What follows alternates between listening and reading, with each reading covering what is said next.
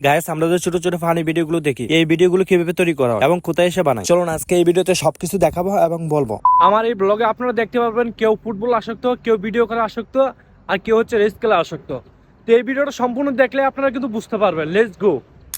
Hello everyone, আসসালামু আলাইকুম। New another blog সবাইকে জানাই স্বাগতম। এখন আমি যাবো যেখানে প্রতিনিয়ত ফানি ভিডিও তৈরি করা হয়। তখন এই সময়টা কিছুটা সূর্যের আলো ছিল আর সামনের দিকে আমার ছায়াটা হাঁটতেছে। আর গ্যাস কি যে বলবো, এখন মানে সব জায়গায় পুলিশ, যেখানে যায় সেখানে পুলিশ চেকপোস্ট করে। এই রাস্তা আগে কোনো পুলিশ ছিল না, এখন প্রতি শুক্রবারে পুলিশ থাকে।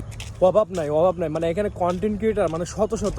শুক্রবার আসলে বোঝা যায় এখানে কি পরিমাণ কন্টেন্ট ক্রিয়েটার। মানে গ্যাস প্রতি শুক্রবারে এখানে আসে, আর কন্টেন্ট ক্রিয়েটার এখানে হবে, কারণ এখানে সবাই চাকরিজীবী, সপ্তাহে একদিন বন্ধ শুক্রবার। এই দিন আইসা সবাই ভিডিও করে। হঠাৎ করে দেখি কিরে আমার পুরানো শার্ট কই, আমার শার্ট কাটা নিছে।